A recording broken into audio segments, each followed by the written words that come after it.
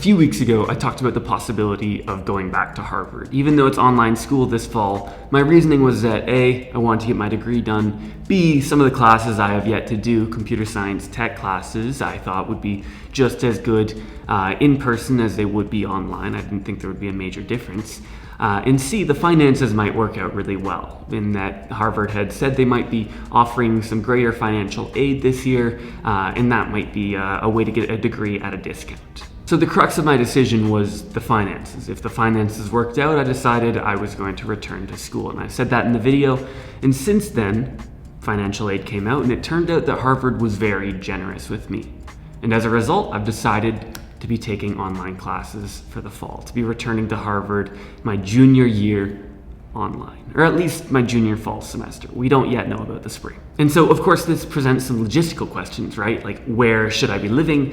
Where should I be studying? And the default answer to these is home in Ontario. My lease in Montreal ended, and it didn't really make sense to me to be continuing that lease or renting another apartment on my own, at least, because it got very lonely in my last couple of months there during the pandemic, and I wanted to be around people. So initially I was trying to find a place to stay with some friends. I was thinking about going out to the west coast of Canada, but those plans kind of fell through. Most people actually ended up deciding to stay back in Ontario.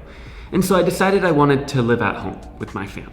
I thought, I love being with my family and all my friends are home. So I'm gonna have some semblance of normality here. And coronavirus in Ontario is really good right now. So it's a good place to be. But the problem with this is work, and you might be wondering where I am, and it ties in because I think I found a pretty sweet medium.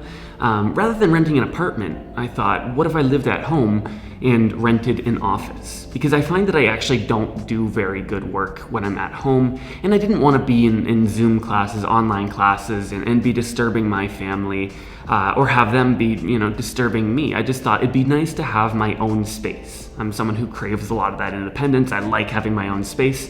And I had a theory. So my basic theory was this. I thought, since coronavirus has started, a lot of commercial office space has gone unused. Companies who were renting space formerly now have gone to a work from home format, and they've stopped renting space.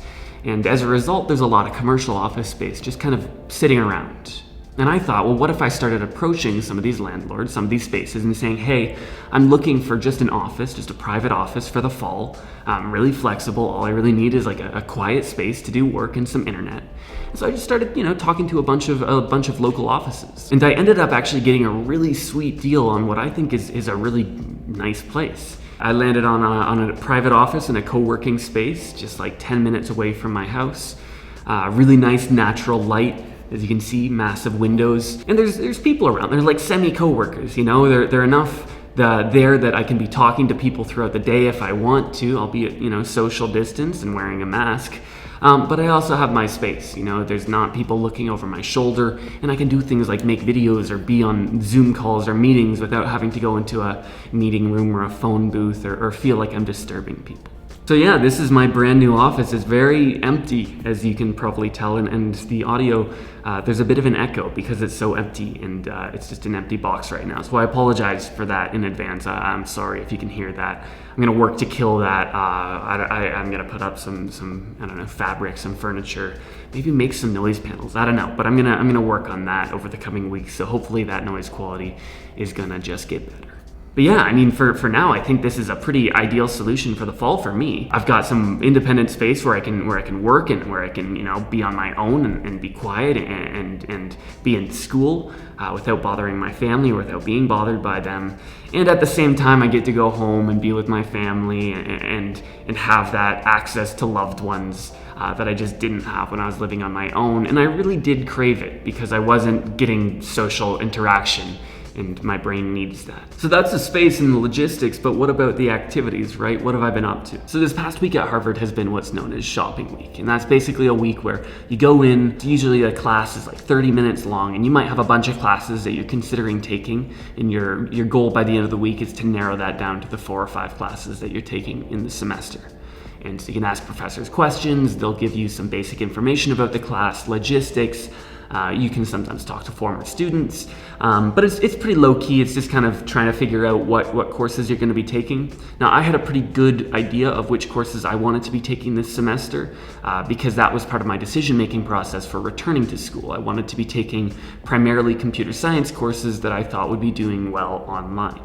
But I had a bit of a realization, and that is that in the past, Harvard students have always been allowed to cross-enroll at MIT, but it's a bit of a logistical difficulty sometimes getting there, right? It's like 15 minutes to the campus and 15 minutes back, which doesn't sound like a lot, but when you have 5 minutes in between classes or 10 minutes, it can be a bit of a rush, bit of a hectic thing. Not to mention, inclement weather of Boston, etc. And so in general, I've strayed away from this, although I've always kind of had it in the back of my head for future consideration. And so this year is pretty much the perfect year to be doing cross-enrollment, in my opinion, because the logistics are just out the window.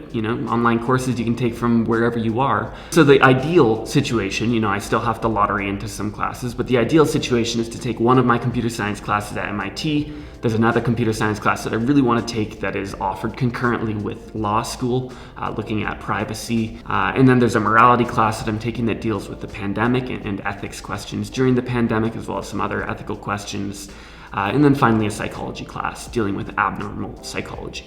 It's actually interesting because up until this week, there was a little bit of doubt in my mind that I was making the wrong decision.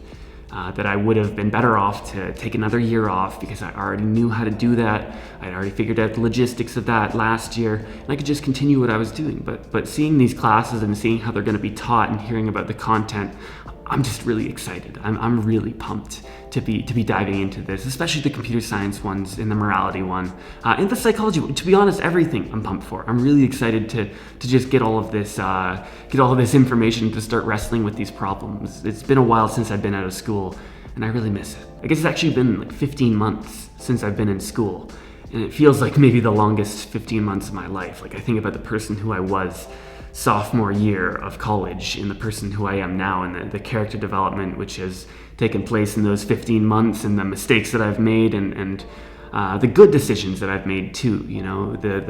The maturity aspect of things, how things have grown for me. It just feels like, obviously, the pandemic and that crazy 6 months so far, or about 6 months, yeah. Just how much my life has changed in these 15 months. I'm really excited to see how that translates to a change in college as well. I think I'll be able to engage in some of these topics at a higher level than I would have been before, because I've been spending time thinking about these topics and learning about these topics in a world outside of the academic bubble. And when the pandemic started, I felt like I lost a lot of control, and I talked about this in some videos, and I stopped making videos for a while because I just felt like I didn't have this control over the things that I was doing and the things that were happening to me. Everything got canceled suddenly. Everything that I was looking forward to was suddenly up in the air. It was really difficult to deal with. And it feels like at this point, there's finally a return to normalcy to some extent. Obviously, things are not ideal, but I feel like I've gotten some control back, making decisions that are working out for me and that are exciting for me. And it's the first time in like 6 months, honestly, pretty much the first time since the start of 2020, that I've been making these decisions and that they're working out for me. And that's exciting because it was a rough period in there. And part of that is, being in Canada doing really well with coronavirus. I have the ability to go into office space and to see friends in a limited capacity. But part of it's also just this improvisation and this dealing with the circumstances as they've come up. Things are stabilizing more, in my opinion, in that we have a sense of where things are, at least for the next few months with college, and I can make decisions to deal with that rather than trying to deal with all of this uncertainty in my head. So I feel like I'm in a much better mental space to be doing work, to be in school, but also just to be a person. Like that uncertainty really gnaws away at you. And it's good to have a little bit of certainty back. Even if it's not the ideal, way to be spending my fall, it's pretty close to it. So yeah, I think I'm on the right track moving forward. I think things are going well. I think I'm really excited for this next chapter of my life. And I'm really excited to share it with you too. So I just want to make a brief video updating you because I talked recently about going back to Harvard potentially, and I wanted to make it clear that I've made that decision, that these are the logistics. I've rented an office, I'm in Ontario, just because, some of you are invested in what I'm doing, and I think that's cool. All right, I'd now like to thank Audible for sponsoring this video. I have used Audible for a really, really long time. I use it almost every day, and the way that I use Audible is primarily for fiction. In my opinion, one of the best ways to consume fiction is to listen to it, and the best way to listen to audiobook content is through Audible. Because Audible has a huge library of really highly produced audiobooks and other pieces of audio content. And I find that this kind of performance aspect of things and the high quality of the audio recording itself lends to a really enjoyable experience and a really immersive experience for me. So this past month, I actually listened to a really interesting audiobook. It's a classic, A Journey to the Center of the Earth, which you might know from the more contemporary movie about it. I'd seen the movie, but I'd never read the book, and it was so fascinating. It's just such an interesting genre of science fiction where it's like this pseudoscience, but it's so cool. It's so well written, and it's really well performed too. I just find it really entertaining, books of this genre, and Jules Verne is obviously a great author. So if you want to listen to A Journey to the Center of the Earth or any other book in Audible's massive collection, then what I'll recommend you do is go to audible.com/johnfish or text code JOHNFISH to 500-500. This will get you a 30-day free trial, which includes a credit for a free audiobook, as well as unlimited pieces of Audible original content. So that's if you go to audible.com/johnfish or you text code JOHNFISH to 500-500. So yeah, if you want to follow along as I kind of explore this semester these intersections of computer science and psychology and morality and policy and how they all come together in the various projects which come out of that, or the various thoughts which come out of that, feel free to subscribe. It really does help the channel a lot, and hopefully I can make some videos that get your brain ticking. And finally, I hope you're doing well out there. There's a lot of disparity I've noticed with how schools are treating COVID, whether you're returning to school in person in an area which has a lot of cases, or whether you are returning in an area with no cases, or if you're going online like me. I hope you're doing well. I hope that you are staying safe, staying healthy, staying happy, and that you've got a sense of normalcy and control returning.